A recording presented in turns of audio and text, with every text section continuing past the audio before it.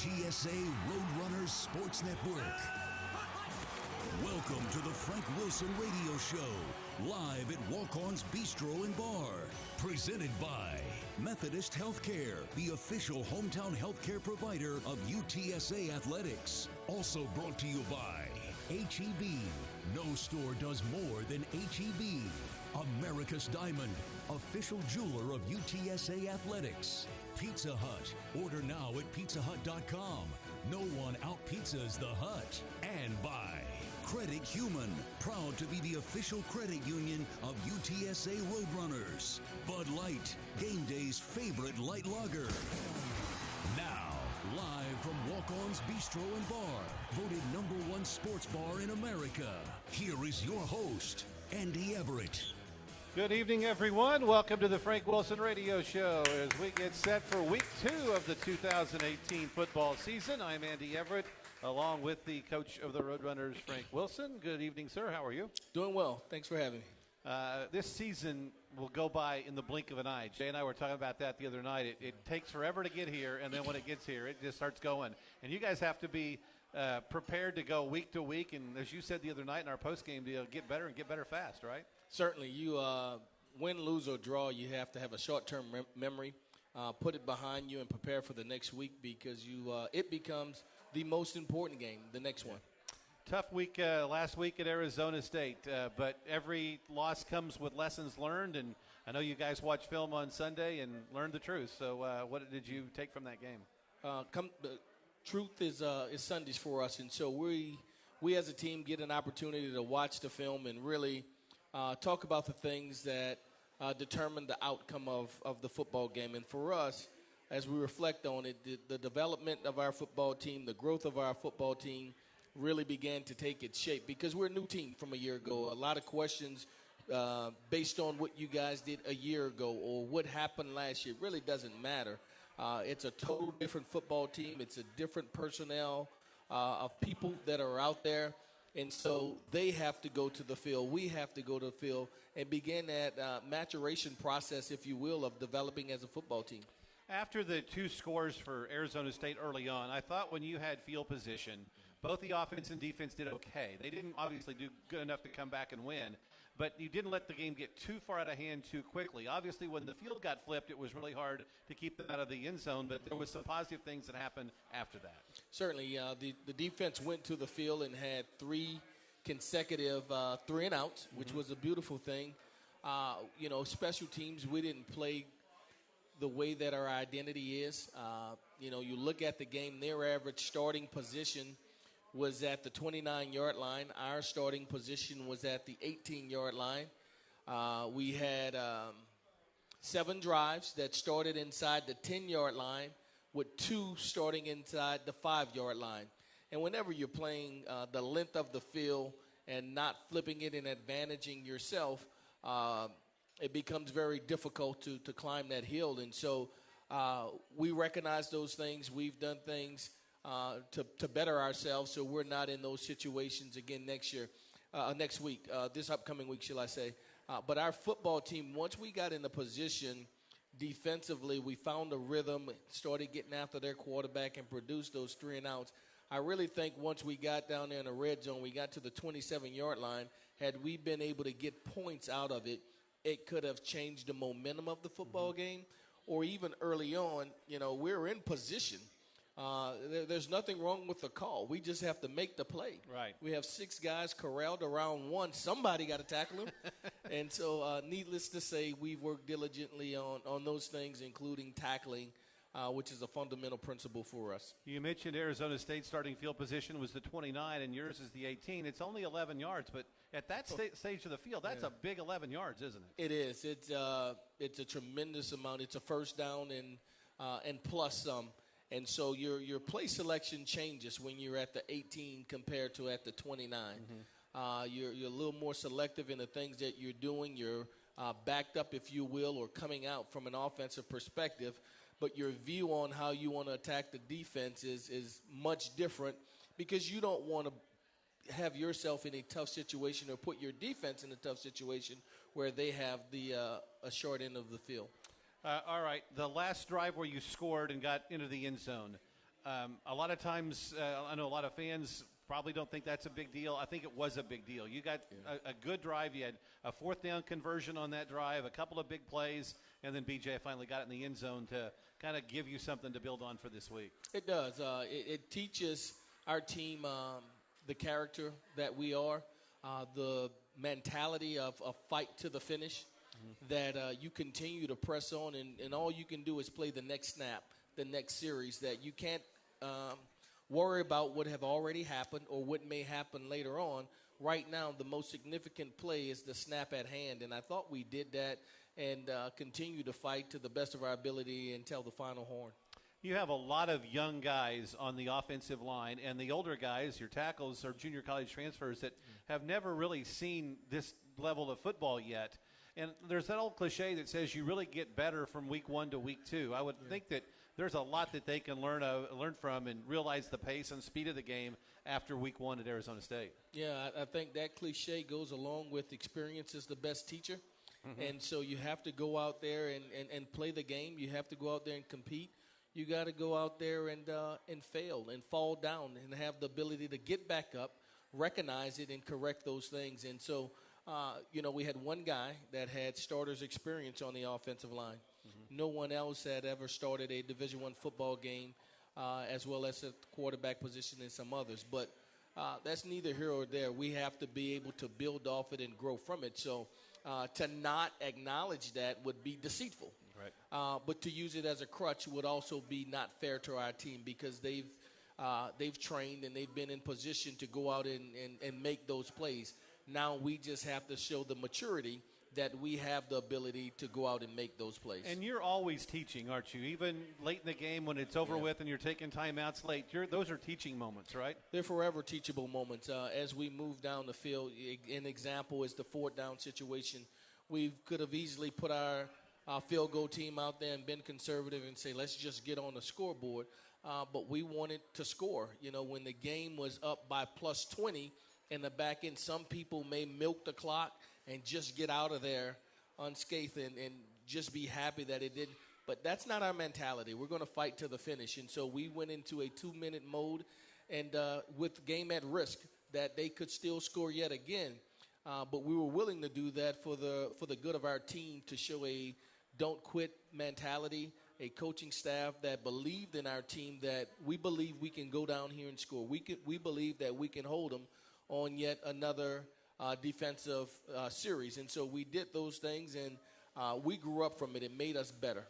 Jalen Rhodes got nicked up in the first half, and you had to play BJ and Brendan Brady. Yeah. Brendan's never played at this level, and BJ only had a few snaps last year. How'd they do? They did well. Some things in protection that you worry about with young backs, and when a quarterback audibles from pass to run to pass, or one protection to another, it happens in fractions of a second. Because sometimes the call is never made. You have to react on a run. And so you have to play those situations. You have to go through those situations. Even after you've practiced it, it's still not like a game-type situation. You'll have to go through it in a game. Those guys gain that experience, and it'll make them better for the next time. All right, it's the Frank Wilson Radio Show, and it's presented by Methodist Healthcare, the official hometown healthcare provider of UTSA Athletics and San Antonio's most preferred health system for all your healthcare needs. And a reminder, Texas Farm Bureau insurance members get 2 free tickets to Roadrunner football games when you show proof of membership at the ticket office. Visit texasfarmbureau.org/sports to learn more. We'll visit with Jared Carter McClin and Kurt Johnson in the next 2 segments and get their thoughts on their time so far at UTSA. That's coming up next. It's the Frank Wilson Radio Show from Walk-Ons and from Learfield. Hear ye! All right, we're back out here at Walk-Ons. Bud Light is the official sponsor of UTSA Athletics, reminding you to enjoy responsibly. Frank Wilson Radio Show live from Walk-Ons, and we are joined on the show this evening by Jared Carter McClin. He's a junior defensive lineman from Carthage. Welcome to the show. Glad to have you out here today. Thank you for having me. Tell me about your time at UTSA. What's it been like for you? What are you enjoying the most out of going to school and playing football with Coach Wilson? It's been great so far, man. I came here 2 years ago as a freshman, and I was young. I've matured a lot since I've been here football-wise and school as well. Getting my academics has been good, and coaches always stand on us about that, and I've embraced it and taken care of business in the classroom. And football's been great. Like I said, we've just been growing as a team and as a player. Frank, talk about Jared and what you've noticed with him and the time you've spent with him. Just his maturity. He's really developed into one of our leaders on our defense, a guy who has paid his way. Came here with our first recruited class and really embraced the culture and the things that we were asking of our players and bought into it. And now, not only bought into it, but has exemplified that to some of our younger players as well, and doing the things that we ask of him. So proud of his leadership, proud of his development, his pace to be a collegiate graduate, and as well as his progress that he's made on the football field. He has grown tremendously in size and stature as well as productivity for our team. Jared, talk about your defensive line group as a whole. And obviously Marcus Davenport had a lot to do with it the last couple of years. What is the identity, do you think, of this defensive line this year? It seems to be that you're deep at, too deep at every position. You're all very good at what you do and continue to improve. Yes, sir. Depth is probably our biggest asset right now, and it's helping us out a lot. When you have a lot of guys that can come in and play, and when they sub, we sub type of deals, and not really lose much, that's always a good thing. And we developed a lot of depth and a lot of people that can play and know what they're doing. So that's always good. Frank, we touched on this with Kevin last week.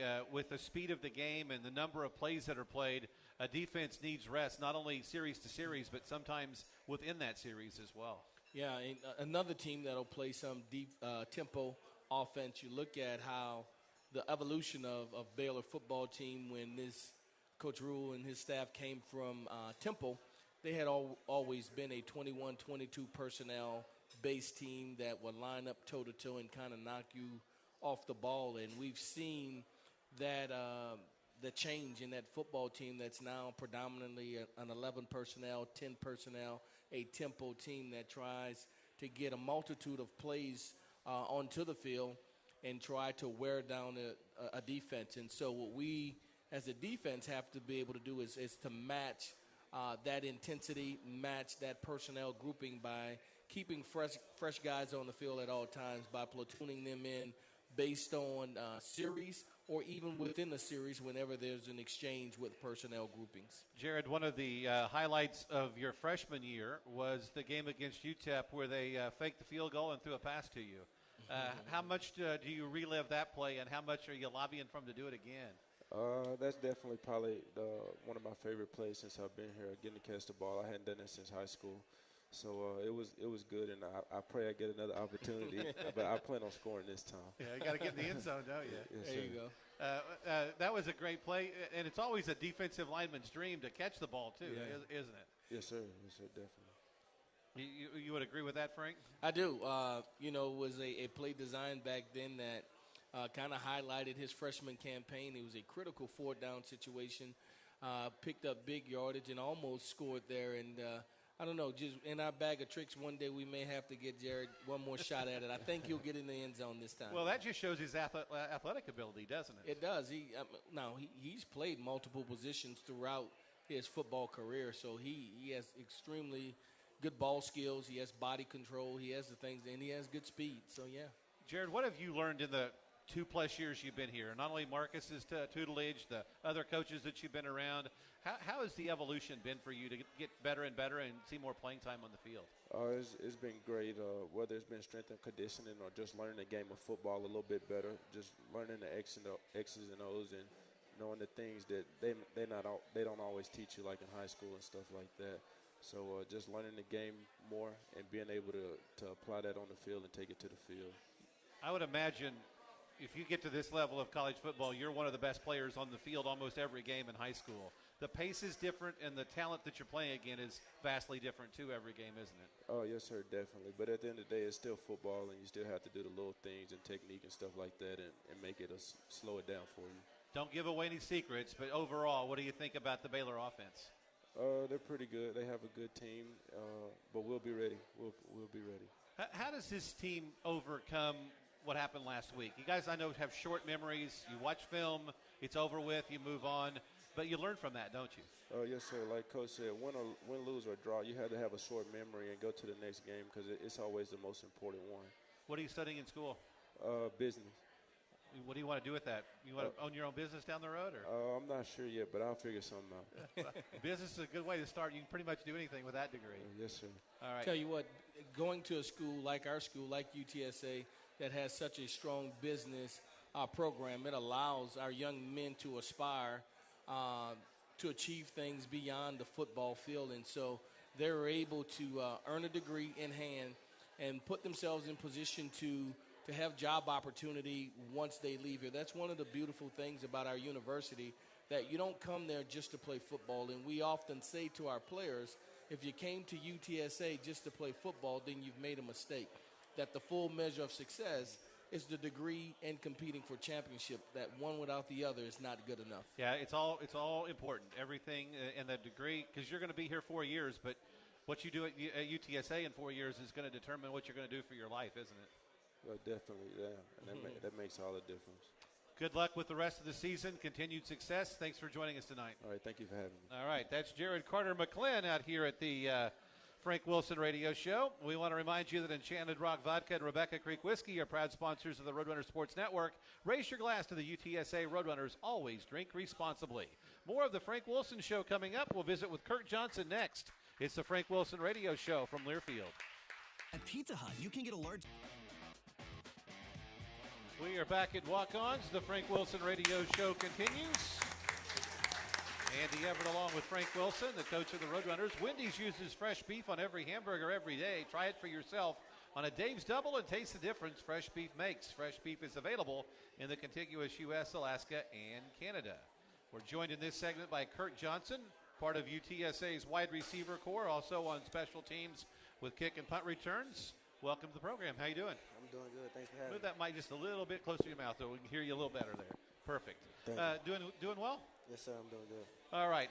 You've gotten some a little more playing time this year and making the most of it. Talk about what's it been like for you despite the tough game last week at Arizona State. Having fun?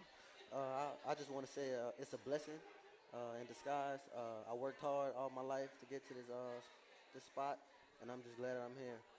It says 5'7", 160. You don't look that big and that heavy, but you've got some speed, don't you? Yes, sir. Talk about that. I just use my attributes and skills that I'm blessed with, which is speed and quickness, and I have a heart of a giant. So I just want to say I'm blessed, and I'm just thankful. What do you like the most about being a part of this group and this team? It's great. It feels like a family. We go out every day and work hard together, and we just join as a brotherhood. Frank, tell me about Kirk and your dealings with him. What do you see that he brings to the table each and every day, and what's it like to coach him? You know, when we recruited him from Cedar Hill High School in Texas, we knew he had some unusual or a skill set that we desired, a guy that was quick in and out of cuts, a guy that had a burst about himself, who was a track athlete, that could add another dimension to our team that could be matchup problems for a larger guy who may lumber to try to cover him from a spatial standpoint. And it took some time for his development, and here we are in year 3, and I think he's really hit stride and understands what it is to be a collegiate receiver and to be able to create those advantages for our football team. So we like to get him the ball in space and let him go to work on guys that and we use what they have against them, which is their size, and he's able to take advantage of it. Kirk, talk about your track career and how that's helped you be a better football player. I feel track helps you become a better football player. It increases your speed. Track also increases your breath and helps you become a total player, basically. Frank, talk about that too, if you will, because you mentioned that earlier on, that the track athletes can really make that transition well. Yeah, when you talk about our game, it's not a game of length in a sense. Very few touchdowns are 100-yarders. But it is a game of quick bursts of starts and stops. And so a track athlete has those fast twitch fibers. He has the muscle memory and retention to understand how to explode when need be, but yet body control to contort himself in tight vicinities and tight quarters, but yet still advantage himself. You increase speed two ways: stride length and turnover.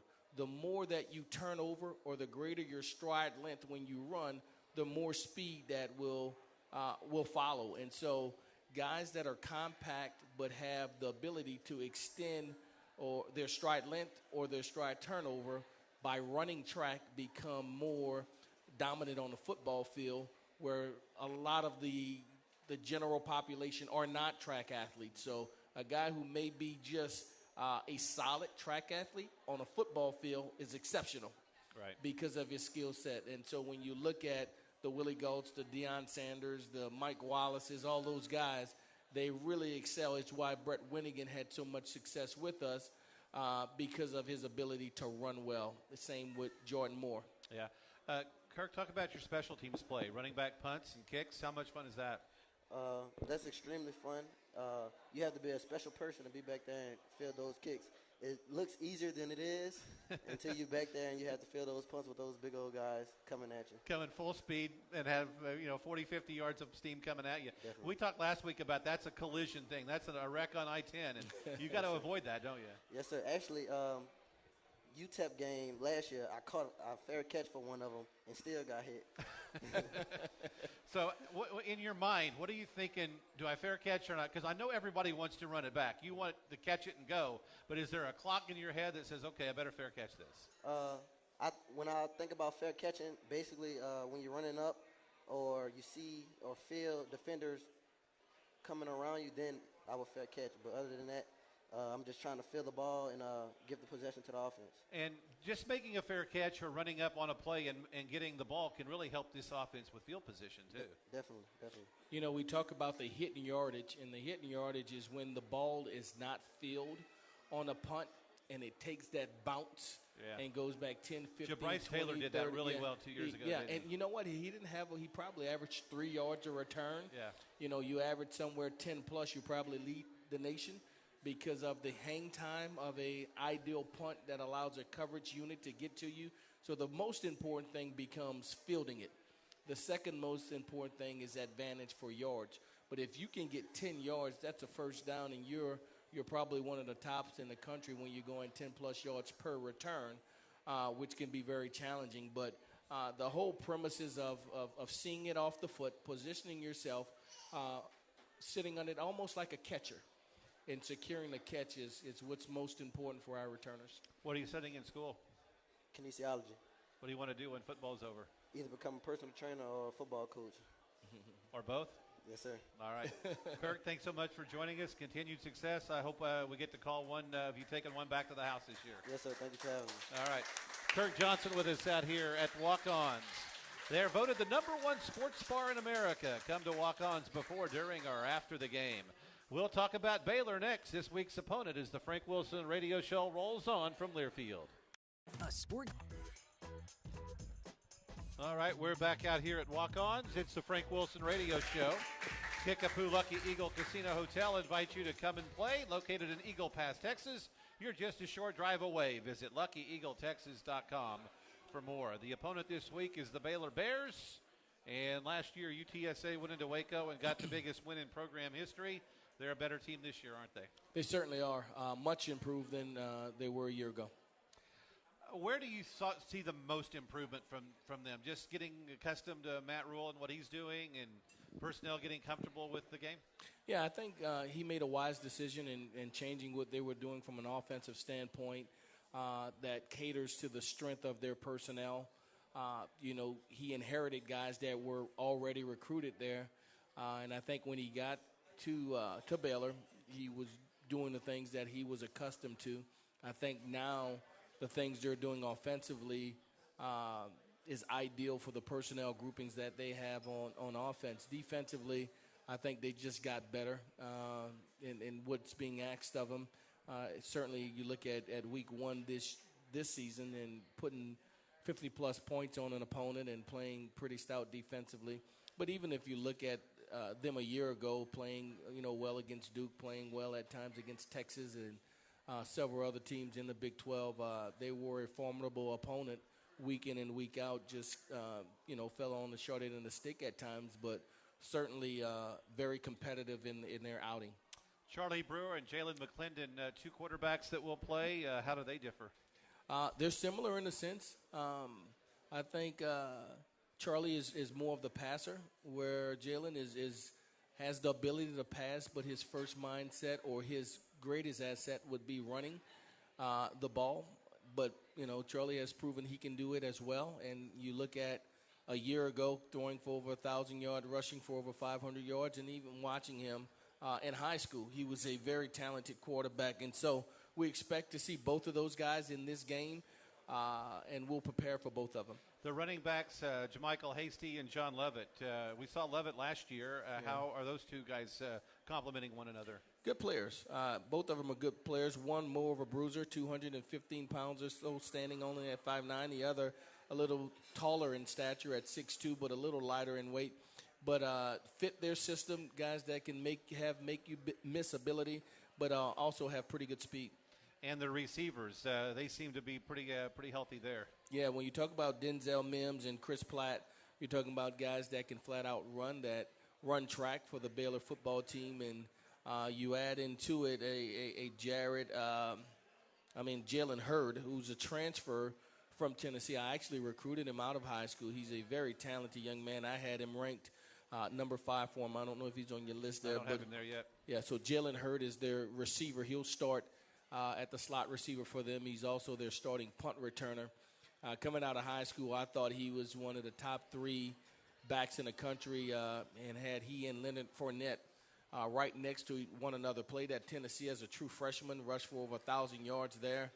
And I think Alvin Kamara's situation kind of pushed him on from Tennessee and ended up at Baylor. But certainly familiar with that young man and his abilities. And I just think overall, as an offense, they have some talent and some speed there in a lot of places. Let's talk defense for Baylor. What are they like there? 4-3 defense, pretty stout up front. Guys are designed that is an attacking defense. They're not a read and react team. Guys that will come off the ball and with gap integrity and play pretty stout there. I think their secondary is also filled with guys that have a skill set that run extremely well.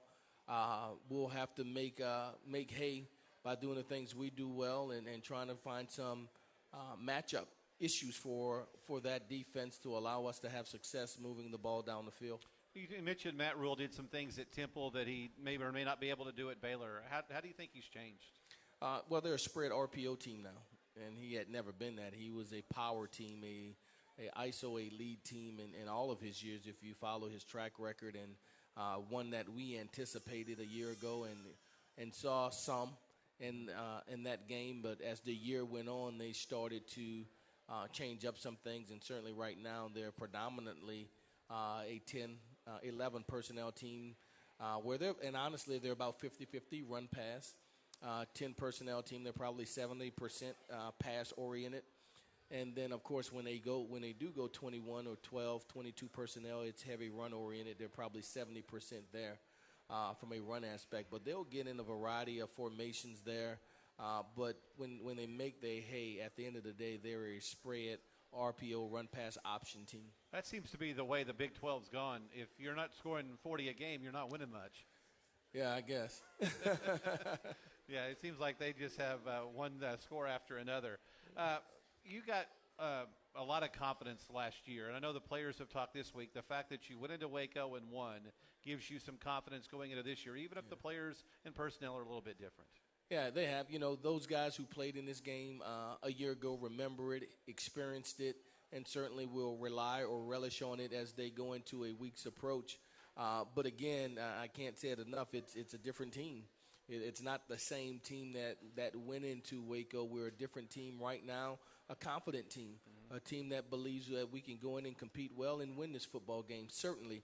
But for some of them and so many of them, it'll be new for them, when Baylor comes to our house to try to invade, and we'll defend it. Well, speaking of that, the word defend, it's Operation Defend the Dome. We're going to talk about that in the next segment. Also, a lot of military folks will be at the game. We certainly want to honor them, and We'll discuss that coming up in our next segment. Whether you're moving, remodeling, or just cleaning out some space at home, Life Storage helps make it easy. Call 844-LIFE-STORE or visit online at lifestorage.com. Life Storage, it's your life. Store it with care. More of the Frank Wilson Radio Show from Walk-Ons and from Learfield. It's game day with the taste of Louisiana. We are back at Walk-Ons, Bistro and Bar, I-10 and Heidner. It's the Frank Wilson Radio Show presented by Methodist Healthcare, the official hometown healthcare provider of UTSA Athletics and San Antonio's most preferred health system for all your healthcare needs. Go Runners. UTSA and Baylor coming up this Saturday in the Dome, and it's Operation Defend the Dome. Dr. Lisa Campos, UTSA Athletic Director, also joining us in this segment.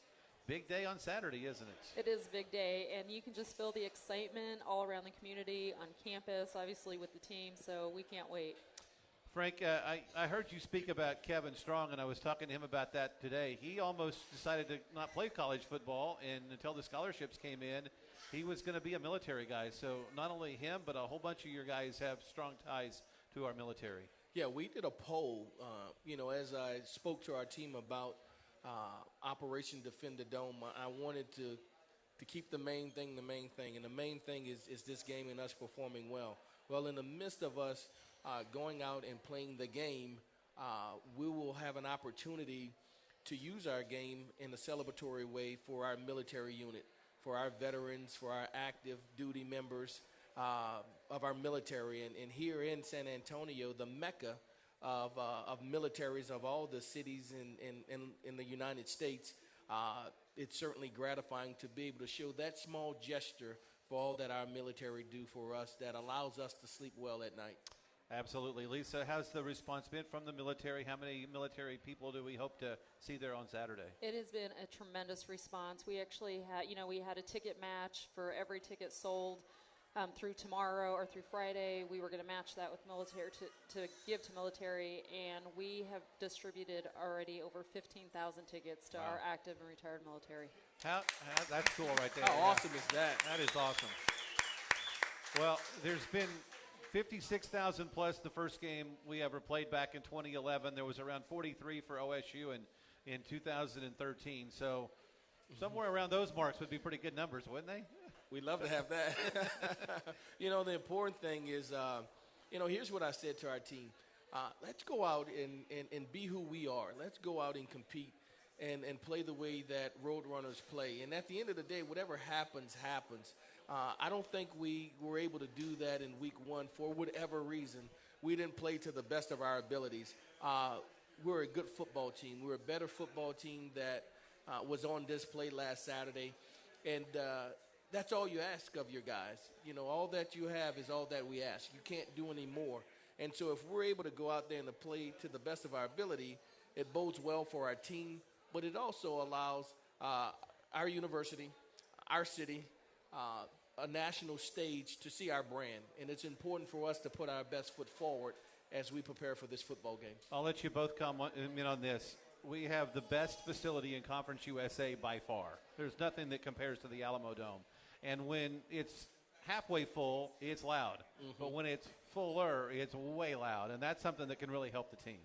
Yeah, it's almost that 12th man mentality that our fans are as loud as they get. They're as rowdy as they get, if you will, no pun intended. But from the moment we come through our spirit walk to the moment we run out of that tunnel, it's nonstop. And we cannot do it without our student section. We cannot do it without our fans and our city involvement. It's such a big part of who we are that we are invested in one another. I'd say I would love to experience a full stadium, a huge appreciation and thank you to the city, to President Amy, to the mayor, that they have all gotten behind this initiative. And that's the goal is, these student athletes deserve that. They deserve to play in front of full stadium. And San Antonio loves football, and they want to be a part of this. So I anticipate a good crowd on Saturday. Have you held off the rain? We're not going to have any rain on Saturday, right? Well, I think it's perfect 73 degrees. Absolutely it is. You got that? Yeah. You take your umbrella from the parking lot if you need to, but that's one thing about playing in our stadium. We don't have to worry about the elements. Hey, how about this? I had one of our players in pregame muff a punt. And so I said to him, I said, listen, you got to adjust your eyes and be prepared to catch that. And he said, Coach, the sun was in my eyes. And I just looked at him. There is no sun in the elements. That fluorescent light's in the wrong spot. It's amazing the thing these kids say. Yeah. They'll make it up if they need to, so one way or the other. All right, for the last few days, tickets still available, and we're still matching through Friday, right? Yes, we are still matching through Friday. Tickets are still available. Season tickets are still available. So, again, from the city to the students, we want everyone in the Dome on Saturday. Let's pack that place. Let's see if we can beat 56-plus from 2011. That'd be great. Thanks, Lisa. Thank you. All right, one more segment with Coach. We'll get to that in just a second. Health Texas Medical Group is about your overall well-being, not just your health. Our commitment to you is outstanding care every patient, every time.